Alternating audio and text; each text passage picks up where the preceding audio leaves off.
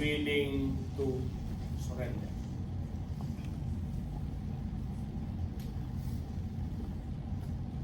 He's willing to negotiate with the Spanish colonial government. So nagkaroon ng negotiation.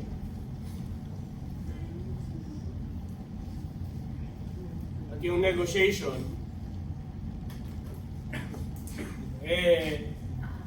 nag-consummate December 15 of 1897.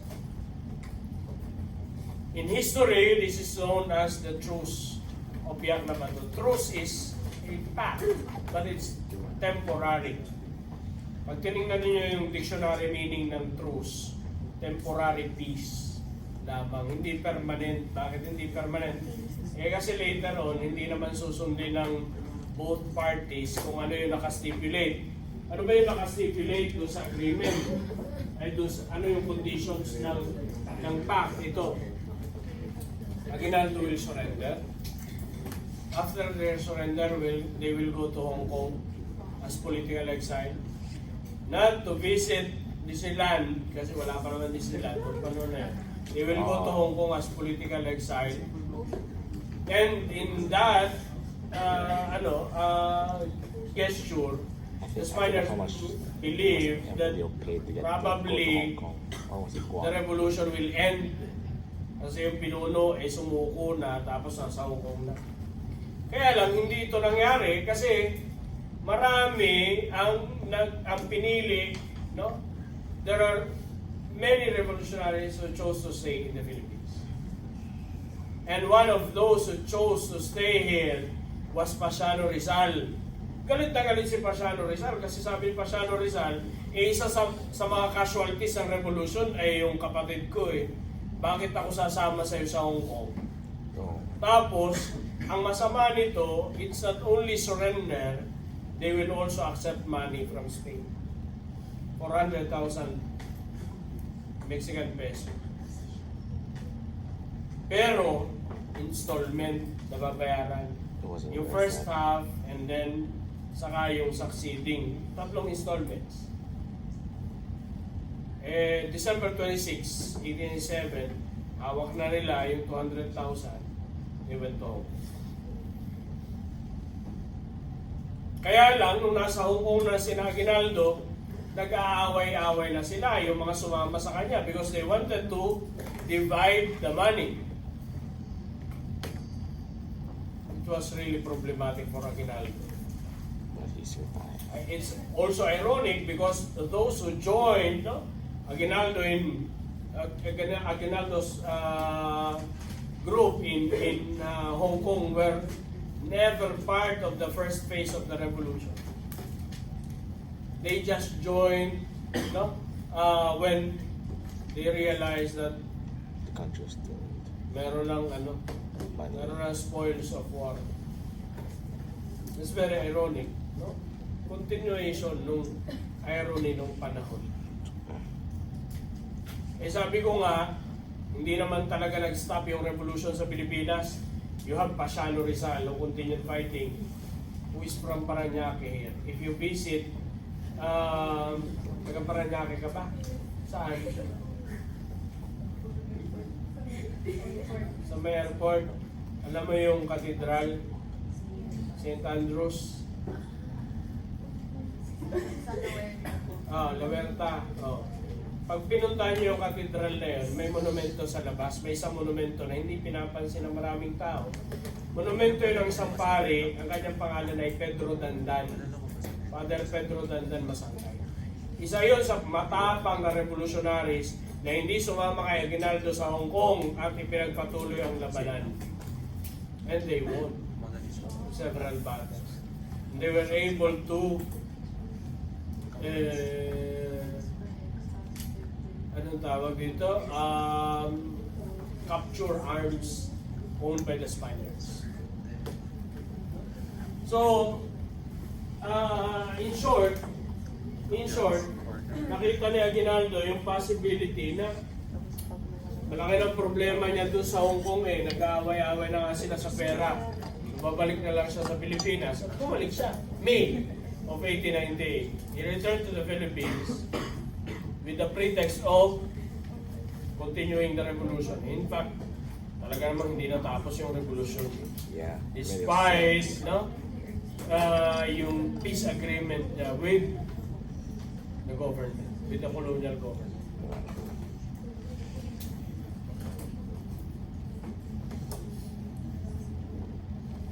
Weak president. E nung nakita ni Aguinaldo ito, no, nangyayari, na-realize niya, no, na naubos na yung mga Spanyol, yung mga Spaniards sa Pilipinas. Wala na, very limited na lamang yung kanilang military force. In fact, yung remaining forces were already in Baler. Kaya historic yung simbahan ng Baler eh. Nakarating na kayo? Ngayong weekend, pumunta kayo doon, ano? But before you enjoy the waves, you visit the church because it's historic. Doon nagtago yung mga huling Espanyol na sundalo sa Pilipinas. That's so sad. Literally, talagang independent na ang Pilipinas. Kaya, no, that will boost, no, Aguinaldo's decision, ano, to declare our independence. Ultimately, tayo nga ang pinakauna sa buong Asia na magde-declare ng independence. First ever declaration of a former colony. June 12, 1890. Sa Kawit, Cavite. Damn, that wrecked us. Now, titingnan natin, may isa pang istorya na nangyayari kasabay nito.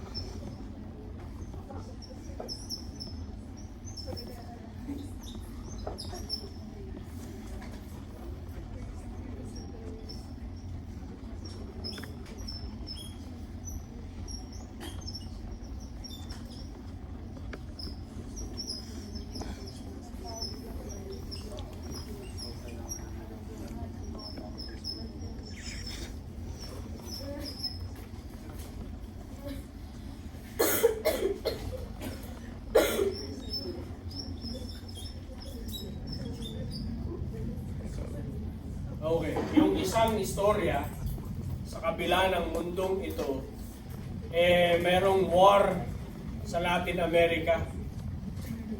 Nag-aaway ang Spain at saka ang US.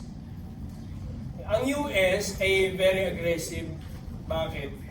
They wanted to become a world superpower. Kaso, ang condition bago ka maging world superpower, dapat may colony ka. Yung Spain, yung Portugal, yung Germany, yung France, etc. Lahat sila may colonies. Paano mapapasama US? Wala namang kolonya US. Gusto nilang ipakita na kaya nilang magkaroon ng kolonya. Yung Spain, at that time, 19th century, was already bankrupt. Mahal yung pagpapatakbo ng isang colony kasi nga mayroon kang capital di ba? Pero you're expecting na dapat kikita at magge-generate ng income yung mga colony. Hindi yun ang nangyari. Plus, Walang they generation lost, pala sa no, Philippines. in the war in Mexico. Mexico gained its independence in 1815. So wala na silang mga milking cow, wala na silang mga pagkukunan ng kanilang mga panggastos, no, para sa operating expense. So nagkaroon ng war sa Cuba. And you remember Rizal, when he left, no, when he left Dapitan, he was going to Cuba as a volunteer doctor for the Spaniards. Di ba? Kaya umalis ng Dapitan si Rizal eh. Kaso, arestuhin siya en route habang nagbabiyahe. He was jailed in Barcelona and later on deported. No? Dineport siya sa Pilipinas, kinulong sa Port Santiago hanggang sa Yucatan. So, ongoing yung tinatawag na Spanish-American War. Eh bakit nagkakaroon ng Spanish-American War? Ang tawag kasi dito ng mga historians, it's a proxy war or it's a mock battle. Sa Pilipinas, magkakaroon din dito sa mismong tapat natin na ito, itong part na ito ng Manila Bay, may marker sa may Central Bank commemorating this mock battle of Manila Bay that happened in May of 1898. This was between The Spanish. Admiral Dewey, George Dewey, and Admiral Patricio Montojo of Spain. Kaya yung dating Rojas Boulevard ngayon, ang tawag dyan Dewey Boulevard noong unang panahon, was commemorating, it was to commemorate, no, George Dewey. So, kunwa-kunwari yan, mock battle, pero ang intention really was Spain was already giving up on its territories, on its colonies. And ultimately, yung war ay dapat magtapos sa isang negotiation, sa isang peace treaty.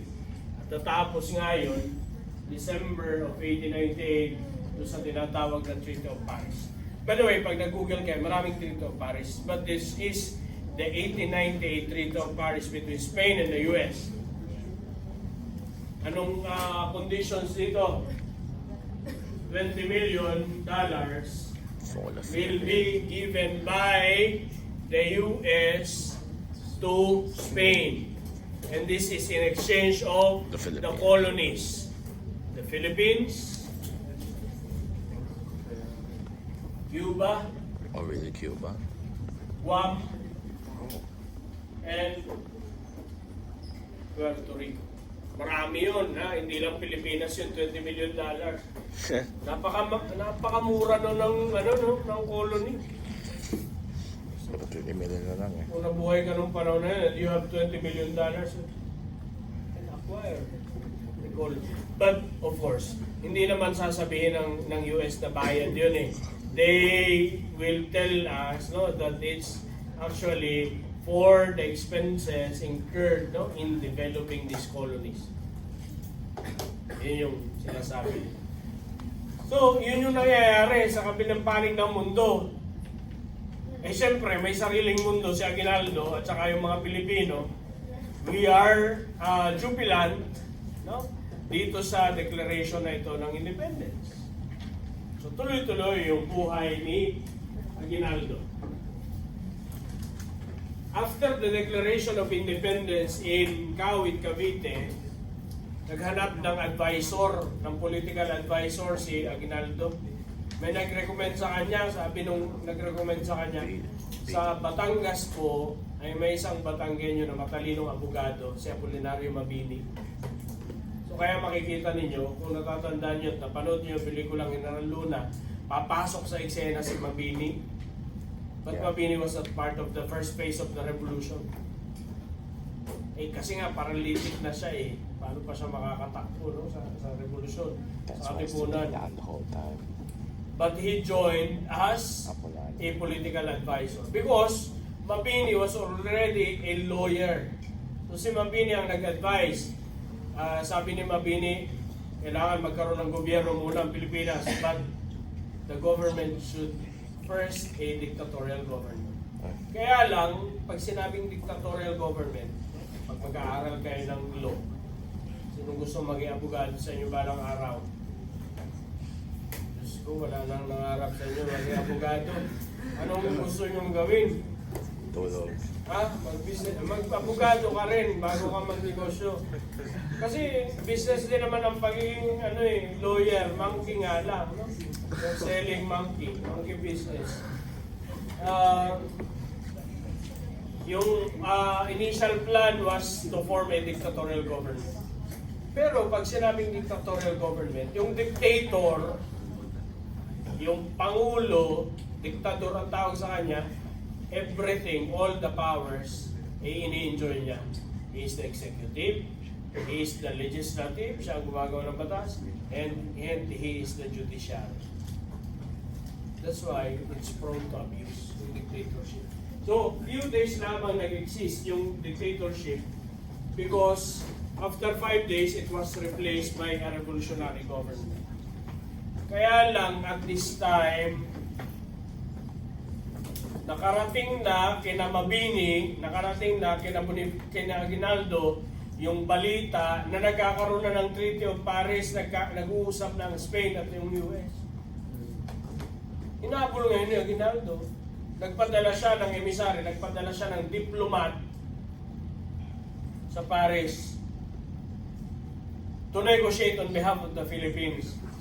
At ang gusto nilang mangyari is to exclude the Philippines in the Treaty of Paris.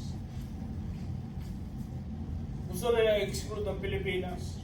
Kasi nga, nag-declare na tayo ng kalayaan No? So, they should respect, no? US and Spain should respect that Declaration of Independence. Kaya lang, pag binasa ninyo yung declaration natin ng independence, di ba nakalagay doon? Alam niyo very optimistic si Aguinaldo dati. Sabi niya, ang US ay kaibigan natin. That's why if you read our Independence Day Proclamation, siya sabi niya doon, under the mighty protection of the United States of America. And the colors of the flag actually were inspired by the colors of the flag of the US. Kaya nga, ek lamang yung sinasabing ang asul ay peace, ang red ay war. That's, if you read the original meaning of the colors of this flag, no, indicated in the Declaration of the Independence, ibang ibig sabihin nun, the colors white, red, and blue were actually imitation of the flag of the US. You read the declaration again. That's why I ask you to read it. No? Basahin ninyo ulit yung Marami kayong mga kung ang tinuro sa inyo nung elementary kayo. No? Nandun yung kahulugan, no? Ng Watawan, ng colors ng Watawan. Now, with Mabini's advice, sabi ni Mabini, habang nagne-negotiate sila doon, kailangan decisive tayo. Napaka-talino ni Mabini. He was. Kaya siya crippled. Kaya siya inaaway ngayon ng mga close associates din na ginagawa. And eventually, he was dropped. Kaya ginagawa.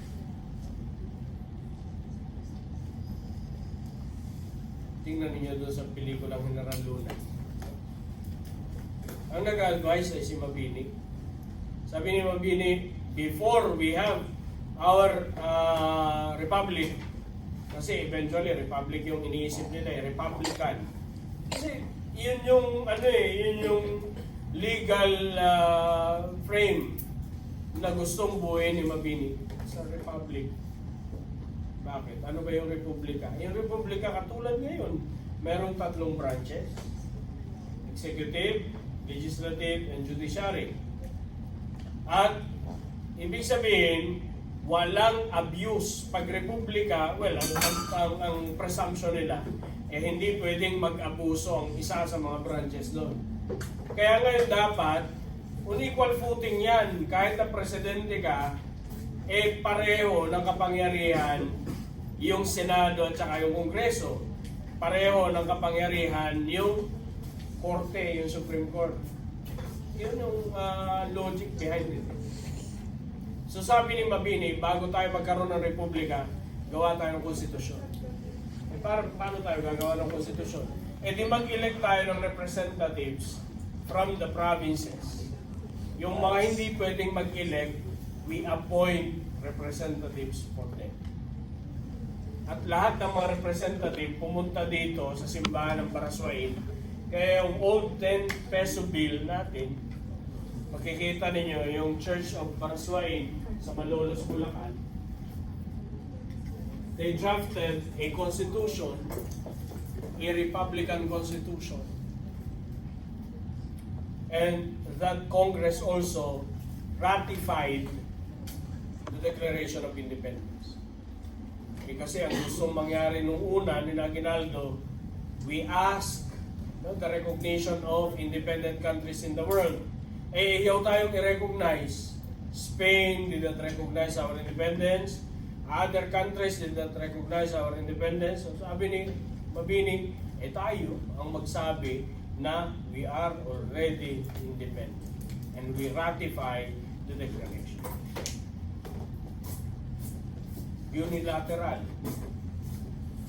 Ayaw i-recognize ang USA kasi nga nandun na sila sa negotiating table for the Treaty of Paris.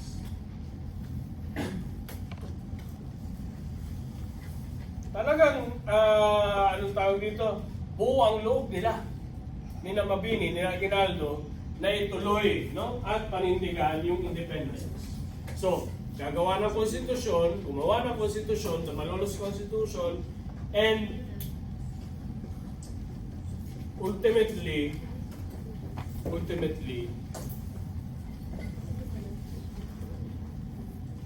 dineclare yung Republika. It was inaugurated January 23, 1890. So, makita ninyo, ito yung istorya ng pinapanood ninyo na General Luna. Bakit naging General si Luna? Because he is the General of the First Philippine Republic. He was part of this republic. Bakit naging General si Gregorio del Pilar? He was General because of this Philippine Republic.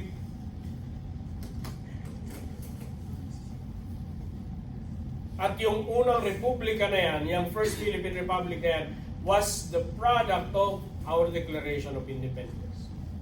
Ito yung napakaraming first, napakaraming achievement ng Filipino people. The first to declare independence sa lahat ng mga colonized countries.